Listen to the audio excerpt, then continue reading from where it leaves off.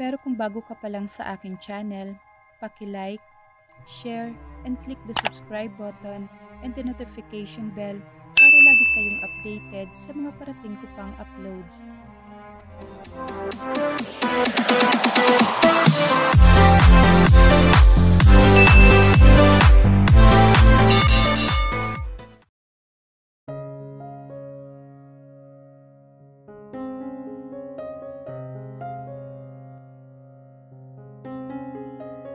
Pasado 1:00 na ng madaling araw at hindi pa rin ako inaantok. Kinuha ko ang cellphone nito. Naka-end call na si John. Walang password kaya malaya kong na-open ang gallery nito. Puro iyon picture ng pagkain na kinain nito sa isang party. She's a good photographer kaya napangiti ako. From party to sea, nawala ang ngiti ko dahil sa suot nitong bikini. Napalunok ako ng laway dahil sobra nitong sexy. Noong naka-black two-piece. Hindi ko nga halos matanggal ang mga mata ko dahil wala talaga itong baby fats at confirm ako sa area na yan. Nag-iinit ang tenga ko at hindi ko maintindihan ang naramdaman ko dahil may pictures sila ni John at sobrang namimihasan na itong si John. Kaya pala sinasabi nitong siya ang magiging karibal ko? Tinignan ko siya dito sa sofa at napako ang mga mata ko sa mahabang peklat sa binti nito. As a doctor, ay masasabi kong matagal na yung sugat niya. Pero kapag tititigan naman ay saka pa mahahalata. Mahaba yun at alam kong mas mahaba pa yun ng panahon na nagkasugat ito. She was hurt physically. And now, I am hurting this innocent woman emotionally. Tumayo ako at kumuha ng cream sa drawer and I applied it on her legs. Now I know. Hindi kabaliwan ang gusto ko sa buhay. I need her to be with me all the time. If only I could turn back time. Pero naniniwala akong hindi pa rin huli ang lahat para sa amin. Pagkatapos kong maligo ay lumabas na ako para puntahan si Lola sa silid nito pero narinig kong may tawanan sa hapag-kainan kaya dumiretso ako doon pero napahinto ako dahil narinig ko ang boses ni Mama Gracia at Papa Jonas. Dahan-dahan akong umatras para hindi ko madistorbo ang moments nila. Dahil gayon lang sila ulit nagkasama sa sobrang nilang busy sa trabaho habang ako dito ay naghihintay lang hanggang sa mabagot. Dahan-dahan ang pag-atras ko pero biglang may tumulak sa akin at umakbay papunta sa kusina. Napalingon ako at nakita kong nakangiti si Paulo. I've been waiting for you to calm down. Baka kasi mahiya kang sumabay mag-breakfast. Bulong ni Paulo. Morning guys! Good morning! Sagot nila. Good morning, Iha! Come here already! Masayang bungad sa akin ni Mama Gracia at sumunod naman ako. Umupo ako sa tabi ng upuan ni Paulo habang nasa microwave pa ang binata at may kinuha doon. Kamusta ka na dito? Balita ko, nag-enjoy ka raw sa Marco Polo. Napatingin ako kay Papa Jonas. Hindi kami madalas magkausap ni Papa Jonas kaya medyo natatakot ako sa kanya pero ngayon, magaan ang pakiramdam ko sa kanya. Siguro dahil nakauwi na ito. Opo. Sobra po kasing ganda ng lugar pa. Nag-snorkeling din po kami ni John at Lola dahil sobrang linis po ng dagat. Masayang balita ko sa kanila at sa nakikita ko ay ngumiti naman si Papa at si Mama Gracia. I'm glad you're having fun. Paulo, what about you? Give some special time with your wife. Kahit wala pa ang honeymoon nyo dahil iniintindi din naman namin na busy ka pero hindi ka raw kasama? Ano bang nagpapabisi sa'yo? Where you've got the privilege na wag magtrabaho for special occasions? Paano kayo makakaubuo niyan? Ano bang ginawa mo at hindi ka sumama? Ibang babae na naman ba ang inaatupag mo? You can do that once you're divorced. I don't do that to your mom. Sana matino ka rin. Para ako nabilaukan ng sarili kong laway sa sinasabi ni Papa Jonas. Sobrang easy lang nilang sabihin yon dahil hindi sila ang nasa sitwasyon ni Paulo. Iniipit na naman nila si Paulo kaya napatingin ako sa kanya na mahigpit ang humawak sa kubyertos nito. Naiinis ako kay Paulo pero mas naaawa ako sa kanya kapag nasa harap na siya ng mga magulang niya dahil para itong bata na sinisermon na ng mga ito. Hindi niya deserve na ganito ang makukuha niya mula sa parents niya dahil hindi naman niya plano ang mag-asawa ng katulad ko. Pa, naiintindihan ko po na busy si Paulo. May plano din naman po kami talaga. Pagtatanggol ko sa binata kaya napatingin din siya sa akin. Relax, Dad. After this meeting ay ibibigay ko ng panahon ko sa kanya. Sagot naman ni Paolo at napadako ang tingin ko sa lechong paksiw na mainit na. Wow, ang bango. Very good, son. Iha, I have some gifts for you later. I am pretty sure na magugustuhan mo ang mga pinamili ko para sa'yo. Ikaw talagang pumasok sa isip ko na makita ko makayon. Lechong paksiw ba yan? Give me a little bit of this. I crave for this. Sabi ni Mama Gracia at kumuha din sa lechong paksiw na nasa harapan ko. Kaya nilagay ko ito sa gitna. Napahanga ako sa kasimplihan ni Mama Gracia. Sobra nitong cool tingnan. At nakakasuya yun dahil maintain talaga ang balance ng katawan nito. Parang dalaga pa talaga. Iha, aalis kami today because we are having our quarterly meeting with the investors and the clients. I hope nasasanay ka na wala kami madalas dito sa bahay. Sabi ni Lola at tumango ako. Naiintindihan ko po, La. Sabi ko at nagsimula na rin kumain. Nakakatakam lang talaga ang pagkain eh. Napatingin ako sa sunny side up na nilagay ni Paolo sa pinggan ko at pinaulanan na naman yata ako ng apoy dahil nagiinit ang mukha ko dahil hugis puso yun. Napatingin ako kay Paolo at kinindatan niya ako. Ano to? Peace offering? Di bali na nga. Pagkain na eh. Hindi raw mabuti ang hindian mo ang grasya na dumating. Gustuhin ko mang pigilan ng sarili ko ay hindi ko talaga mapigilan ng makilig dahil sa pagiging thoughtful ni Paolo. Panay ang serve nito ng pagkain sa plato ko at hindi ko siya masaway dahil gusto rin naman kasi at alam ko sa sarili ko na pakitang tao lang ang lahat na ito ni Paolo pero bayaan na lang. Mamimiss ko ito pagdating ng panahon. Masisisi niyo ba ako kung ngayon lang ako talaga nakaramdam na ganitong saya sa puso ko? Hindi ako nakaranas magka-boyfriend kaya carry lang yan. Pagkatapos naming mag-agahan ay sabay-sabay na din silang umalis at hinatid ko pa si Lola hanggang sa may garahe. Nauna nang umalis si Mama at Papa. Have some fun here kahit mag-isa ka lang. Find some hobbies, cooking, baking or whatever you wanted to do today. Huwag kang mahiya kung gagamitin mo ang kusina. Gusto mo ba papuntahin ko si John para hindi ka malungkot? La, don't. Hindi ako papayag sa plano mong yan. Hindi maganda para kay Alora na andito si John. Alam mo naman ang iniisip ng mga tao dito sa bahay. Baka anong masamang isipin nila kung pupunta dito si John na silang dalawa lang ang andito? Sabi ni Paolo at napairap ako sa sinasabi niya. Oh, siya na ang tama, di ba? Sumakay na si Lola at marahan kong isnara ang pintuan na nasa gilid niya. Napalingon ako at nakita kong blanco ang mukha ni Paolo. Mine, hindi na ako papayag na magkasama pa kayo ni John, ha? At huwag kang nagpapakita ng katawan mong yan sa iba. Ako ang asawa mo at hindi ka allowed magpakita ng katawan sa ibang lalaki. At sinasabi sa harap nila, Mommy, na nag-enjoy ka na kasama si John? Naiinis ako. Napakanga ako sa sinasabi niya at napatingin din ako kay Lola. Baka nakatingin ito sa loob sa biglaang reaksyon ni Paolo. Hindi ako nagpapakita ng katawan. May suot akong damit. Bakit mo naman niya nasabi? Tagis ang ngipin ko habang sinagot ko siya. Anong klaseng commandment yun? At parang wala yun sa kontrata at ang OA niya lang po, ha? But you were sexy. Bikini outfits? Sweetie! At naiinis akong isipin na pinagpepiestahan ka ng ibang lalaki. May halong galit na ang boses nito at hindi ko maiwasang isipin na nagsaselos ito. Paolo, relax. Ano namang dapat suotin ni Alora? Dapat ba nakapajama bang naliligo sa dagat? Come on. Hindi naman silang dalawa lang ang nandun. I was there. Kaya hindi ka dapat nagsaselos ng ganyan. Sagot ni Lola na binaba nito ang windshield ng sasakyan. Hindi yun sexy? Dahil hindi naman ako sexy. Wala ngang curve ang katawan ko. Depends ako dahil totoo namang hindi ako sexy sa payat kong to. I say what I saw. And your phone?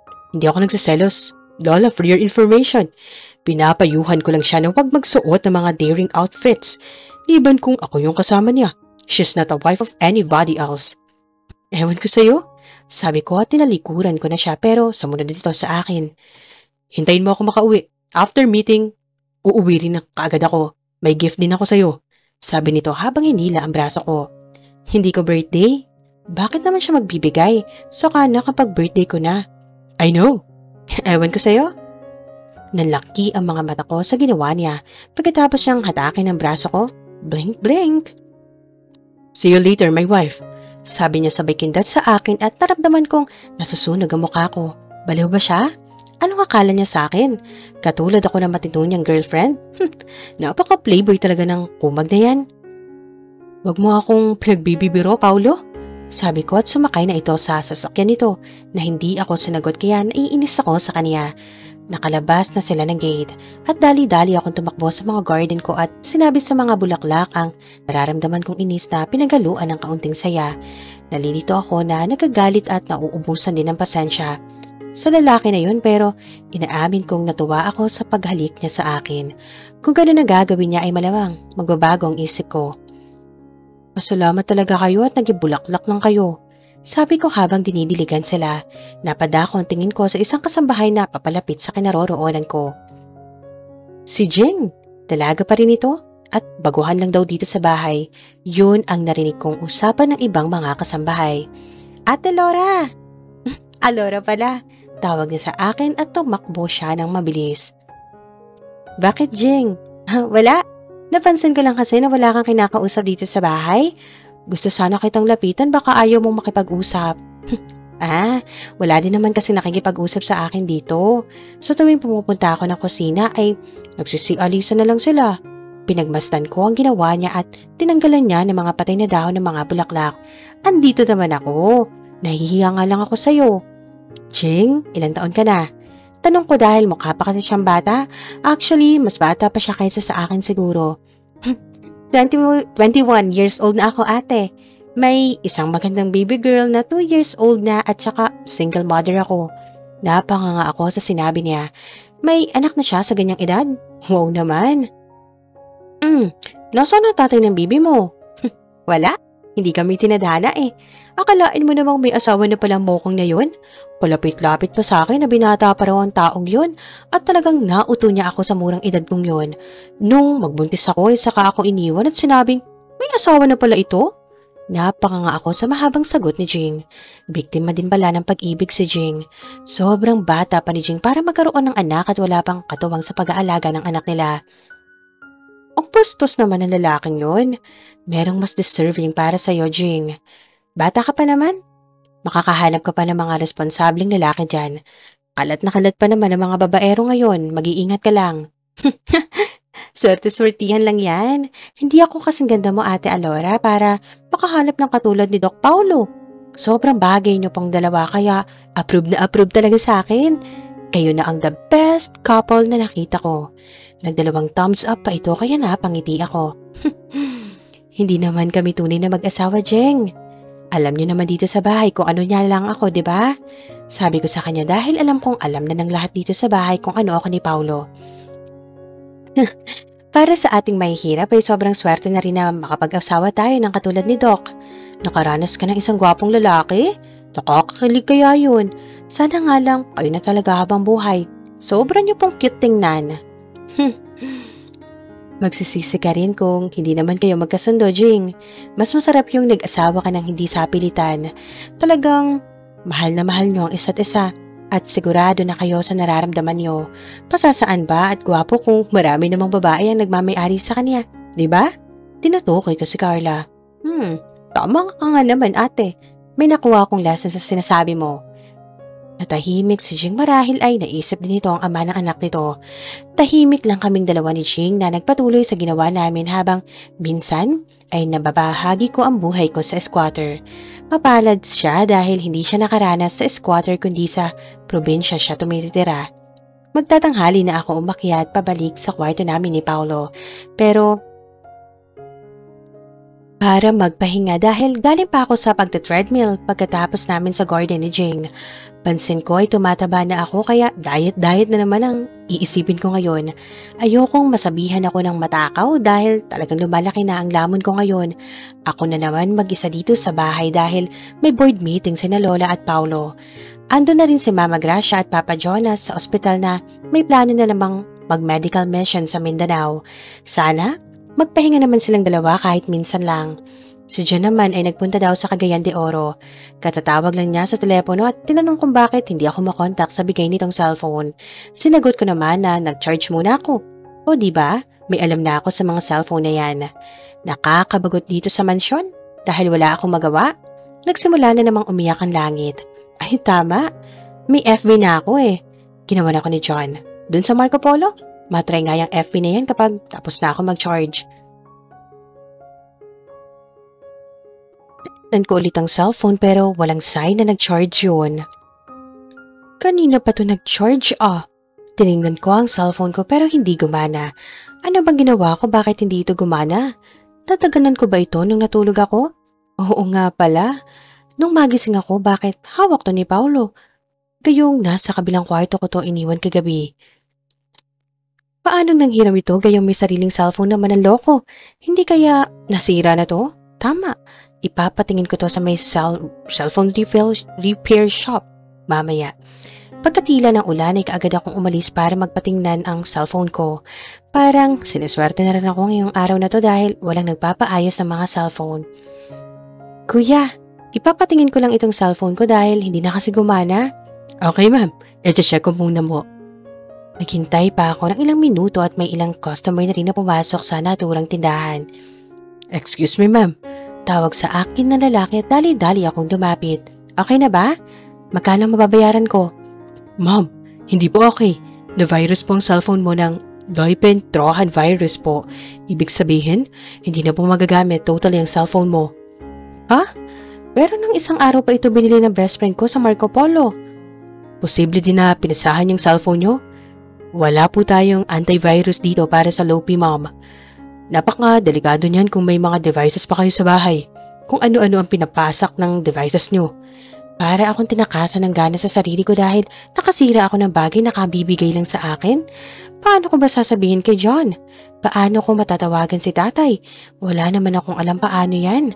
Nagka-virus? Di ba na lang na lost touch si Paulo? Humanda ka sa akin pag uwi, Paulo. Magpapalit talaga ako kaagad ng katulad nito. Nakakainis na talaga ang lalaking yun. 250 po ang bayad, ma'am. Napanga ako sa sinasabi niyang bayad. Ha? Seryoso ka ba sa sinasabi mong yan? Hindi nga naging okay ang cellphone ko, di ba? Nagpapa-check up kayo, di ba? Tapos hindi magbabayad? Nagabot ako ng bayad at lumabas ng tindahan. Nakakainis. Nakaka-bad trip. Alin dito ang pinakamahal na cellphone? Tanong ko sa isang sales agent sa isang cell shop. Maraming cellphone na nakita ko pero gusto ko yung the best cellphone para sa asawa ko. Ito po sir, napakaganda na ng camera nito. True to life color na po ang kuha nito. At malaki na rin ang storage for pictures, videos, and music. At ito rin po ang pinaka-latest model na phone sa brand na ito. Sagot ng lalaki. How much? 82,000 po sir. And you have additional discount if cash payment. And you can avail more freebies in this model, sir. Paliwanag ng promoter ng brand. Okay, I pick this one for cash. Yung kulay pink for my wife. Thank you so much, sir. Just wait for a moment, sir, at ihahanda ko lang po mga items. Excited na akong ibigay to kay Alora. Hindi ang isang John ang magbibigay ng cellphone sa asawa ko dahil napakalaking insulto yun sa akin. Ano siya? Knight in shining armor? At damsel in distress ang asawa ko? Maiintindihan ko pa si Alora dahil hindi naman niya ako kilala. Wala akong masamang ginawa sa cellphone na yun, ha? Inano ko lang. Binigyan ng leksyon ang cellphone na yun at sino naman na may payag na magsuot ng one-piece swimsuit si Alora? And worst, si John pa ang kasama nung araw na yun? Nakakalamang na ng marami ang John na yun at nakakainis na siya. Wag mo nang i-demo. Baka sabihin pa ng asawa ko hindi yan brand new. Sabi ko sa promoter. Okay sir, these are the freebies and this way to the cashier. Sumunod ako sa kanya at inabot ko lang sa kahera ang credit card. Sir, may promotion po tayo today. Baka gusto mong mag-avail ng 0% for 3 months installment, sir. Not installment. Sagot ko and she swiped the card immediately. Thanks. Sabi ko matapos kong bayaran ang binili kong cellphone. Thank you, sir. Please come again. Kailangan ba talagang mag-stutter kung magpapasalamat? Ang pula ng mukha niya. Ganun ba makeup niya? Dali-dali akong umuwi dahil nagugutom na ako. Hindi ko na nga hinintay pa sina Lola na umuwi dahil sinadya ko talagang dumaan ng mall para bumili ng panibagong cellphone para sa babaeng natitira sa bahay at paniguradong galit na ito sa akin kapag nalaman na nitong sinira ko ang cellphone nito. Purposely. Pagdating ko doon, ay napangiti ako sa naabutan ko. Who will not? Sinalubong ako ng asawa ko. Maiksing bulaklaking short na kulay blue at naka-spaghetti strap pa ito. Ngayon ko lang napansin na maputi pala siya. Litaw ang kaputian nito. Marunong na palang magdamit ang misis ko. Ang saya ko kahit nakabusangot ang mukha nito at namamaga ang talukap ng mga mata nito. Sinira mo ang cellphone ko? Sabi nito at bigla na lang umiyak. Kaya dali-dali ako lumapit sa kanya at inalo. Umamin ka, sinira mo ang cellphone ko. Hindi ko sinira. Bala ko lang maglaro kanina pero bigla na lang na-hang up at na-shutdown. Parang na-virus yun. I have to lie. Sorry wife, I really have to lie dahil hindi ko type yung cellphone mo lalo na at ibang lalaki ang nagbigay nun sa'yo. Issue yun sa part ko. Paano ko naman tatawagan si tatay? Don't worry, bumili ako ng bagong cellphone mo. Papalitan ko naman kasi yung peking cellphone. Diba, sabi ko, may gift ako sa'yo. Guilty din naman kasi ako na nasira yun dahil ako talaga may isipan mo dahil hawak-hawak ang phone mo kanina. Shit. I became the great liar para lang hindi siya magalit sa akin. Para naman itong bata na tumahal at tinignan ang dala kong bag ng cellphone. Bakit ba naging moody siya ngayon? Ang dali niyang umiyak. Hindi naman kaiyak-iyak ang cellphone na yun. Ganon na yun binigyan niya ng sentimental value? Sa'yo na yan. Talaga? Binuksan niya ang box at todo ang ngiti niya. Napangiti ako ng gusto dahil hindi ko alam kung bakit ko pa binuksan ang box sa kotse para mag-selfie ng todo. Pero at least, hindi big deal sa kanya na hindi na yun selyado. Oo, andyan na rin ang cellphone number ni tatay. Nasave ko na. Siyempre, kinabisado ko na. Mahirap na. Okay, thank you. Yun lang at bigla na lang itong umalis ng walang paalam. Napakurap ako at sinundan lang siya ng tingin na kaagad pumasok sa bahay at naiwan akong nakatanga lang. Wala man lang yakap dahil binilhan ko siya ng bago. Sa mahal ng cellphone na yun tapos wala akong nakuhang reward. Naninira ka ng cellphone tapos hihingi ka ng reward? Sabi ng konsensya ko. Mabigat ang mga paa ko na pumasok ng bahay at naabutan kong nasa kusina ito, nakikipagkwentuhan sa isang kasambahay. Nagtatampo ako kaya dumiretso ako sa silid para magpahinga.